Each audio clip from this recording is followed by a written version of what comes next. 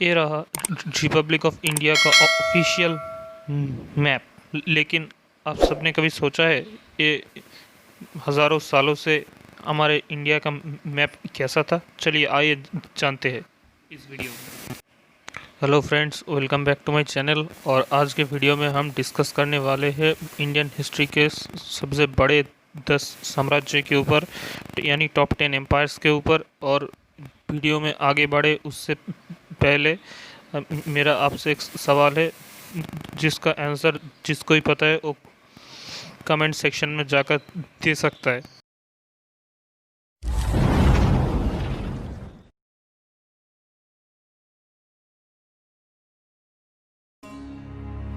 Number 10, Rashtrakuta empire. Rashtrakuta empire ancient south India के सबसे बड़े एम्पायर्स में से एक था।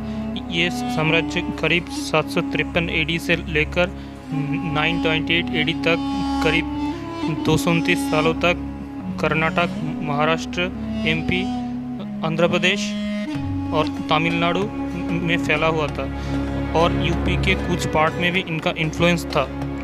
ये साम्राज्य करीब 8 से 9 लाख स्क्वायर किलोमीटर में फैला हुआ था। 814 एडी के आसपास ये साम्राज्य अपनी सर्वाधिक विस्तार में था। राष्ट्रकूट साम्राज्य की राजधानी मैनखेट और मानिखेत था। अगर बात की जाए राष्ट्रकूट एम्पायर के कुछ नोटेबल किंग्स के ऊपर, तो इसमें पहले आते हैं दंतिवर्मन एंड दंतिदुर्ग। इन्होंने इस एम्पायर को इस्टेब्लिश किया और उसके बाद रुद्रसेन और गोविंद III ने इस एम्पायर को और भी एक्सटेंड किया। इन दोनों राजाओं ने नॉर्थ इंडिया में कन्नौज को लेकर जो टेरिबल पावर स्ट्रगल चल रही थी उसमें पार्टिसिपेट किया और 3 एम्पायर्स के बीच में एक रिलेटिव पावर स्ट्रगल शुरू हो गया। बाकी 2 एम्पायर्स थे गुर्जर प्रतिहार और Pala empire. At the end Rashtrakuta विजयी हुए। 1982 एडी में इंद्र IV को तेलुगु ने मारकर थ्रोन को कैप्चर कर लिया और उसके बाद वेस्टर्न चालुक्य डायनेस्टी की शुरुआत हुई। नंबर 9, चोला एम्पायर। ये साम्राज्य साउथ इंडिया के सबसे बड़े और स्ट्रॉन्ग एम्पायर था। इस एम्पायर को जाना जाता है अपनी बेहतरीन नेवी के लिए। एंशिएंट टाइम में सबसे बड़े बैटलशिप्स चोल नेवी में हुआ करता था। टाइमलाइन की बात की जाए तो ये एम्पायर एंशिएंट और मेडिवियल दोनों एरा में एग्जिस्ट करता था। ये साम्राज्य 300 BC से लेकर 1279 एडी यानी करीब 600 सालों तक राज किया था।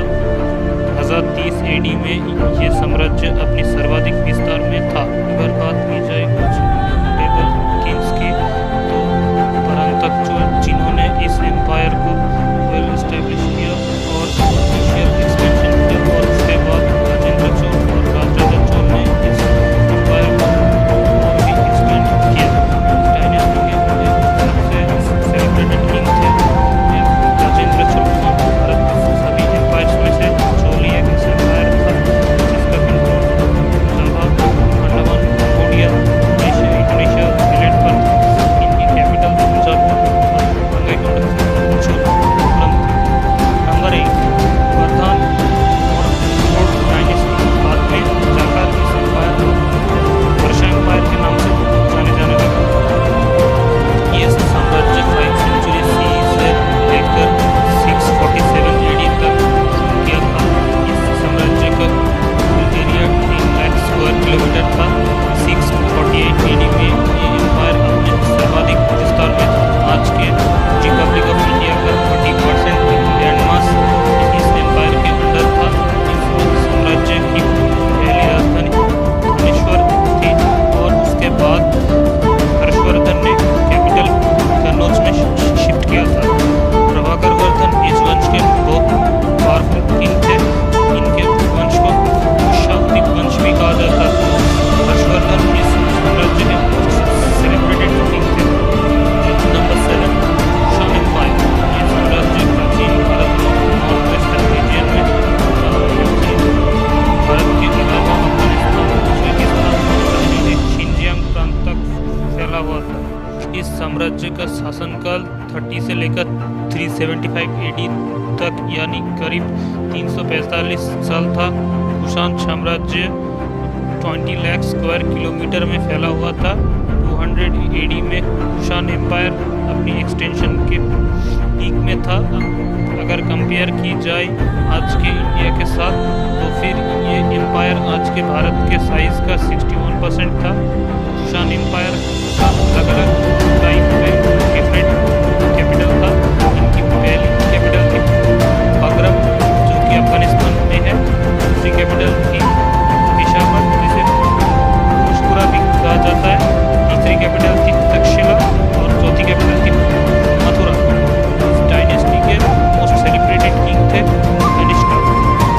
Number 6 Maratha empire. मुगल्स के बाद यह भारत में सबसे बड़ा एम्पायर था उस टाइम पे। ये साम्राज्य 1617 से लेकर 1818 करीब 144 साल तक किया। पहले इस साम्राज्य का छत्रपति किया, उसके बाद पेशवा ने किया। इस एम्पायर का एरिया लगभग 3 लाख किलोमीटर था जो कि आज के भारत का 70% था। 1760 में ये एम्पायर अपने विस्तार के धर्म है। मराठाओं की पहली राजधानी थी रायगढ़ जो कि शिवाजी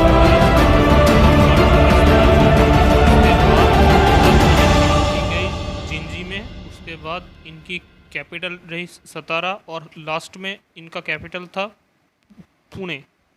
अब जानते हैं कुछ नोटेबल मराठा किंग्स के बारे में, जिनमें पहला नाम था शिवाजी महाराज का और उनके बेटे संभाजी का। और उसके बाद पेशवास के अंडर आते ही ये साम्राज्य एक्सपेंड किया। पेशवास में बाजीराव वन और बालाजी बाजीराव इम्पोर्टेंट रूलर थे।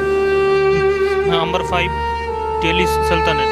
मध्यकालीन भारत का दूसरा सबसे बड़ा एम्पायर था। ये साम्राज्य 1206 से 1526 यानी 320 सालों तक दिल्ली समेत पूरा भारत में राज किया था। इस साम्राज्य का एरिया 32 लाख स्क्वायर किलोमीटर था जो कि आज के भारत का 97% था। 1312 में ये एम्पायर अपनी सर्वाधिक विस्तार में था। दिल्ली सल्तनत में 5 डिफरेंट डायनेस्टीज ने रूल किया था। अगर बात की जाए कुछ नोटेबल रूलर्स की तो वो है अलाउद्दीन खिलजी, इल्तुतमिश और गियासुद्दीन बलबन। और अलाउद्दीन खिलजी ने तो मंगोल इन्वेजन से इंडिया को प्रोटेक्ट किया था और एम्पायर का एक्सपेंशन में इनका बहुत बड़ा योगदान था। दिल्ली सल्तनत की कैपिटल डिफरेंट डायनेस्टीज के टाइम डिफरेंट था। 1206 से 1210 तक कैपिटल थी लाहौर। 1210 से 1214 तक इनकी राजधानी थी बदायूं। 1214 से 1327 करीब 114 सालों तक इनकी राजधानी थी दिल्ली। उसके बाद मोहम्मद बिन तुगलक ने राजधानी दौलताबाद में शिफ्ट किया और उसके बाद 1526 तक दिल्ली सल्तनत की राजधानी थी आगरा। Number 4 Gupta empire. प्राचीन भारत के एक और प्रोमिनेंट एम्पायर था। क्लासिकल संस्कृत लैंग्वेज इसी एरा में डेवलप हुआ था। एरा में कला और विज्ञान का एक डेवलपमेंट हुआ था। इस एम्पायर के शासनकाल को आप एक गोल्डन पीरियड ऑफ इंडिया भी कह सकते हैं। ये एम्पायर 275 से 543 एडी तक यानी 268 सालों तक इंडिया में रूल किया था।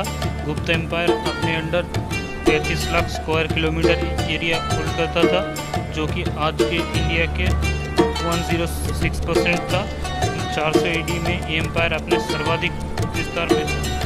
इनकी कैपिटल थी पाटलिपुत्र। इस साम्राज्य के रियल फाउंडर था चंद्रगुप्त वन। उनके बेटे समुद्रगुप्त ने साउथ में साम्राज्य को एक्सपेंड किया। उनको म्यूजिक में खास इंटरेस्ट था। चंद्रगुप्त को विक्रमादित्य भी कहा जाता है। इनके कार्यकाल के दौरान गोल्डन एज भी कहा जाता है क्योंकि इनके टाइम पे नवरत्न हुआ करता था।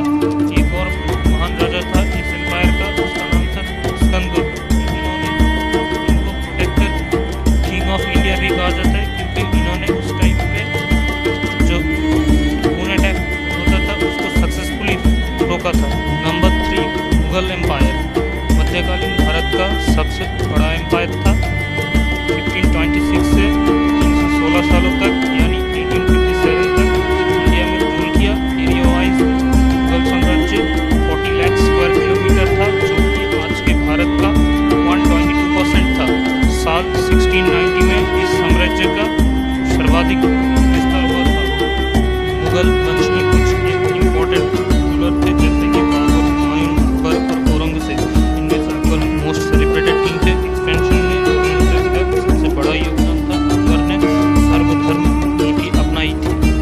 मुगल साम्राज्य का कैपिटल डिफरेंट रूलर के टाइम पे डिफरेंट था, जैसे कि आगरा, फतेहपुर सिकरी और लाहौर। नंबर 2, ब्रिटिश राज। आप इसे ब्रिटिश इंडियन एम्पायर भी कह सकते हैं। ये एक कॉलोनियल एम्पायर था। वेस्ट में डुरैंड लाइन से लेकर पूर्व में बर्मा तक इस साम्राज्य का विस्तार था। 1858 में ईस्ट इंडिया कंपनी से शासन का पूरा अधिकार छीन लिया गया और सीधा ब्रिटिश क्राउन द्वारा 89 सालों के लिए इंडिया को रूल किया गया। 1947 में रिपब्लिक ऑफ इंडिया के जन्म के साथ ही इस एम्पायर का पतन हुआ।